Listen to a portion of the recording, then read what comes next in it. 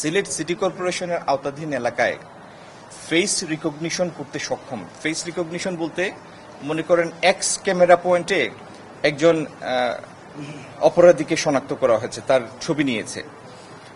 Y camera পয়েন্টে ওই ব্যক্তি গেলে ওয়াই ক্যামেরা এক্স এর এই তথ্যটা পাবে, শনাক্ত করতে পারবে। এইভাবে ফেসিয়াল রিকগনিশনে সক্ষম এআই ড্রিভেন ক্যামেরা, এটি সিলেট সিটি কর্পোরেশনের মাধ্যমে সিলেট সিটি কর্পোরেশনের আওতাধীন প্রত্যেকটা এলাকা এই মনিটরিং এর ব্যবস্থার জন্য আগামী দিন আমরা পদক্ষেপ নেব। মাননীয় স্বরাষ্ট্র মন্ত্রণালয়ের স্বরাষ্ট্রমন্ত্রী মহোদয়ের সাথে গতকালকেও আমার কথা হয়েছে। আমরা সিলেটের আইনশৃঙ্খলার পরিস্থিতির দ্রুত উত্তরণের জন্য পুলিশ, র্যাব এবং অন্যান্য আইনশৃঙ্খলা রক্ষাকারী বাহিনীর সমন্বয়ে একটা আমি স্বরাষ্ট্র মন্ত্রণালয়ের বক্তব্যটা আগাম আমার বলা ঠিক হয় নাই, কিন্তু যথাযথ পদক্ষেপ আমরা অচিরেই নিব। এটির সুফল এটির প্রত্যক্ষ নিদর্শন ইনশাল্লাহ আপনারা পাবেন। করোনা বা যে কোনো ভাইরাসের এগেইনস্টে ফাইট মানি ব্যাকট্রলের লেফট রাইট। সিলেটে একটি হাইটেক পার্ক হয়েছিল, সেটি এখনো পূর্ণাঙ্গভাবে চালু হয়নি।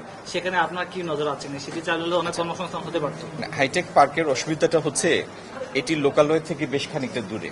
আপনারা তো জানেন, যারা ফ্রিল্যান্সিং করে বা সফটওয়্যার ডেভেলপমেন্ট করে অনেকেরই জল্লারপাড়ে যে মার্কেটটা, আমার নাম মনে আসছে না, বেস্ট ওয়ার্ল্ড নাকি মার্কেট, এটার উপরে অনেকগুলি সফটওয়্যার কোম্পানির আছে, অফিস আছে। তো এই হাইটেক সিটি নিয়ে তিনটা হাইটেক কি বলে এটা হাইটেক পার্ক, তিনটা হাইটেক পার্ক এরকম তিনটা নিয়েই আমাদের সায়েন্স এবং টেকনোলজি মিনিস্ট্রি কাজ করছে। তো এটিকে আমরা কাজে লাগাবো। ঈদের পরে আমি আমাদের উপদেষ্টা মহোদয় জনাব রেহান আসাদ, ওনাকে নিয়ে আসবো সিলেটে এবং আপনাদের সামনে এনে হাজির করব, আমাদের পরিকল্পনাও হাজির করব। আপনি গণমাধ্যমে আছেন, সমাজের পালস বা কোথায় কি ঘটে, কার কি উদ্দেশ্য, এগুলি সব আপনারা জানেন।